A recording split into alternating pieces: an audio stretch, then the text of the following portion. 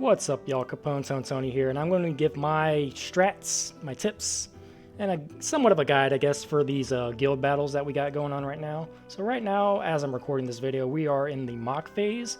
I've kind of run these battles a bunch of times since last night, and I think I have a good grasp of what I can accomplish for my account specifically. I'll actually go into it now. Let's go into the guild battle. So this is actually about to kick off in an hour.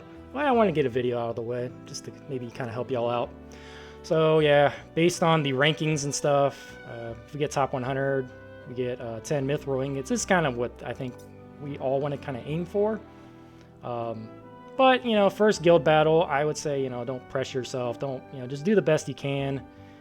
Just be active and do your attempts every day. You know, that's all I expect from being in a, you know, a good guild, is just everyone just chips in and does their part and just does the best they can, but does the best they can, right? So yeah, this is my strats based on the point of view of I don't have any magic attack all ally weapons, and I did not pull on Vincent.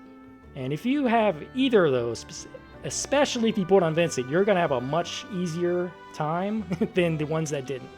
And for me, I kind of had to think outside the box a little, and come up with some makeshift jank-ass quake teams to make this work. So yeah, I'll go into these setups now. So if you're not familiar with how guilds work, our guild battles, we have 5 different stages, and then we have like the buff. So the buff is just Sephiroth and Gwen weapons. You'll get extra points if you add these weapons to this like little little box thing, whatever. And then you have the gear as well that adds to the points. And then if you add all this stuff up, you get like additional boost to magic ability potency, physical ability potency, and earth potency. Obviously, as you can tell, this event heavily favors magic ability potency and earth potency. So, and magic and physical just stays at 100%. So obviously, having a magic team is just much more favorable than having a physical team for this. But honestly, you know, for my level 1 and level 2 setup, I have to bring a physical character because my 2 magic characters are taking all the good back weapons and stuff already, and I'm just stuck with one physical character. Luckily, that physical character is Yuffie, who is a quake DPS, so she is more efficient than any other character I would put in that is like a magic quake DPS, you know what I mean? So yeah, I'll go into my first, this is stage 1, I'll do a quick run. So my stage 1 team is like Lucia, Aerith, and Yuffie. I don't have Lucia's arcanum costume, I have her weapon. Aerith, the reason I bring Aerith is she can debuff with Sun Umbrella, but also she has Wiser Staff OB8, so she can actually do some decent earth damage. This is better than using Materia. I'll go into our back weapons, you know, typical. You know, I could probably replace this with something else to get a higher bonus, but you know, this is actually kind of nice to have in the back. Yuffie, she's just standard Yuffie, so she's just good-ass quake DPS, but she's physical, so she's kind of debuffed compared to the other 2 characters based on that stat bonus that I showed earlier with the buffs, right? So, I mean, 5600 attack with a you know, earth potency level 4 is not great, but I'm kind of prioritizing getting her physical ability potency, P attack maxed out, so. But she's still going to be pretty solid as a DPS, especially like as a 3rd one. And then Lucia, I only have OB4, you know, this is not crazy setups, right? OB4, her Holiday Revolver, which is a quake weapon, and then just like these type of weapons in the back, you know. Again, like some of these weapons could go to the pot to get a better bonus, but I feel like I just need these weapons in order to, you know, DPS properly, right? So alright, this is stage 1. I'll give you a quick idea of how I handle this. By the way, I don't equip any ruinras. No ruinras. You don't want to leave the sigil phase because you're going to be doing the majority of your damage in that sigil phase. So don't give the computers any ruinras because they are stupid and will use ruinra. You want to stay in that sigil phase and get in as much quake DPS as you can. So, alright, let's get into it. I'll do a mock battle for stage 1 and then stage 5 to kind of give you an idea. Alright, so here we go. Iron Giant. So, for this setup, man, it's just straight triple DPS. You don't need a healer. Yuffie here, she can buff herself 3 tiers. Physical attack up. That's nice to have. Aerith always starts with Sun Umbrella to get more debuff in, so that's going to help Yuffie and everyone else. And then here it's just kind of just DPS. And it's cool because since they don't have ruinras equipped, they're going to keep using their C abilities and not be stupid, right? So this is the key here. Stay in this sigil phase as long as you can, because as you can see, he's heavily debuffed right now. If you get out of the sigil phase and break it, then you're going to lose these debuffs here, and you're not going to be able to do as much damage throughout the fight. All right, for Yuffie, I'm kind of want to wait till Aerith Sun Umbrella's here, then I'll use Landscaper. All right. With Landscaper, you should be able to get this in twice throughout the battle. And now let's go back to DPSing.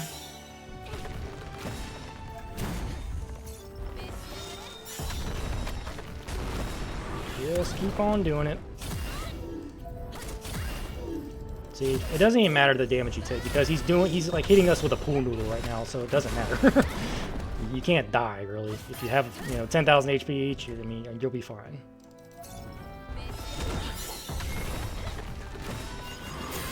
Kind of want to get Yuffie's buff back up before I use these summons. Right. There we go.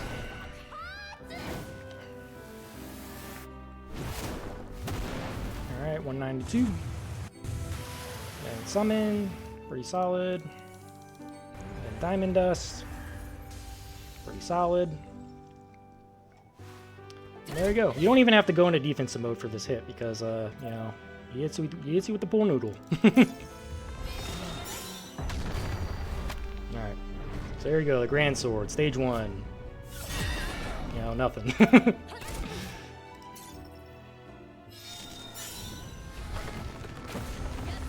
you go.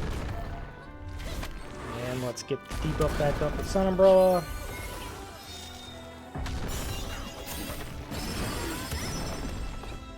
And with Gravija or whatever, it's going to automatically it's not going to kill you, but it's going to take a ton of your HP. It's based off percentages.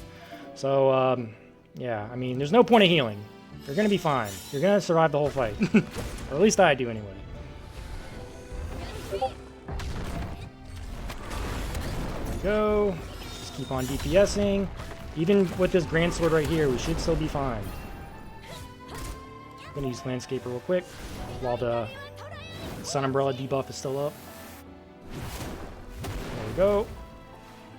I actually got a Yuffie summon 3 times, or limit break.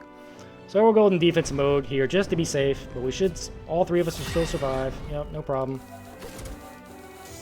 Now I'm going to go back into offensive mode, and we'll get in probably 1 more attack each. They're being stupid and not using anything.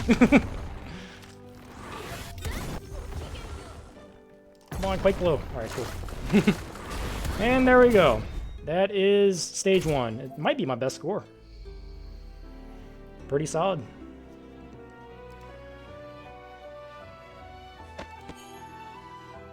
Alright, so there we go. Let's see what our score was.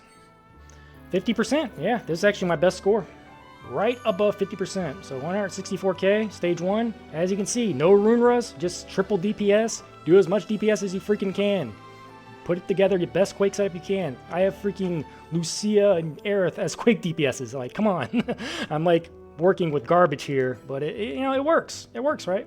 It's better than, it's using 2 magic DPSs and 1 physical DPS is better than using 3 physical DPSs just because of that boost you get to the magic potency, right, from the buffs. But anyway, stage 5. This is going to be a different type of fight here. This one is, I got to use Matt instead of Yuffie because we got to survive. This guy is strong as hell, and he's going to be wailing us really hard. So the key here is to constantly use Centipede with Matt and go into defensive mode at the right times to, in order to get the best score and to survive, right? You don't want to go into defensive mode while your characters are about to attack your other 2, because then they're going to do less damage. So you gotta kind of time the defensive mode right while you use recovery circle. All right, so here we go. I'm going to wait here. So I'm going to wait for him to use his attack. Mighty Stomp. Alright, here we go. So this is pretty much Matt's going to be going back and forth with this dude. He's going to be debuffing our defense, and we just got to keep recovering it. We need another one right now. And then he's going to attack us again. Kind of want to wait for them to use their attacks first, and then I'll go into defensive mode. Alright, there we go.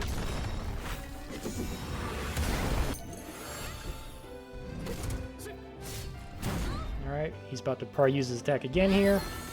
Mighty Stomp, so here we go. See, we're just like trying to fight back, right? Just trying to hang on here. But every time you use Recovery Circle, definitely go into, you know, healing.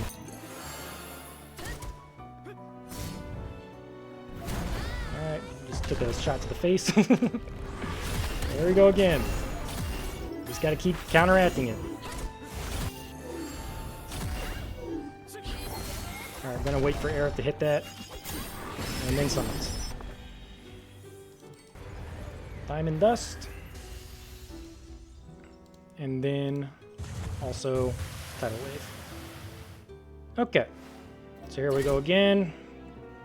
Gonna get more Recovery Circle in. And then we should be good. We should be able to tank this big hit right here. If not, then I miscalculated something, but I think we should be fine. I don't think we can get in one more of these because Matt cast this thing too slow. So here we go, Grand Sword. We should be fine. We're fine. You know? Doesn't matter. You don't even need to heal anymore with Matt, by the way, because he's going to use Gravisia. So this is the point for Matt. You just get in some DPS. You know, it may not be a lot, but it adds up, right? So I'm just going to keep throwing Quakiras at him. You don't need to go in defensive mode for this, for Gravisia, because it's based off percentages. There you go. And yeah, just kind of finish the fight off just by DPSing. That's pretty much all there is left to do.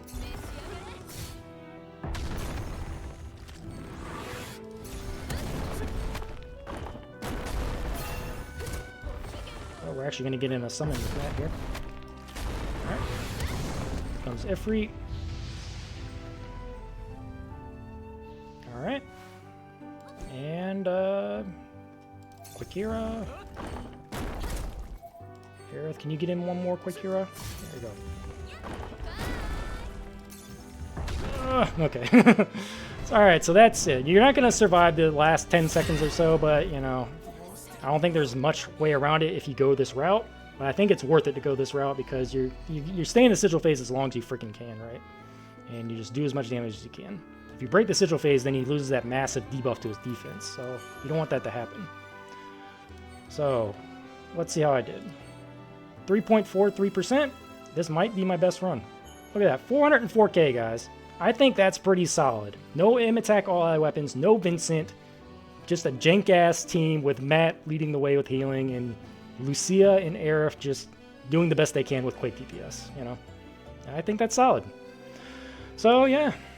I hope you learned a thing or two from my setups here. I'll go into my team into more detail here for this level 5 team.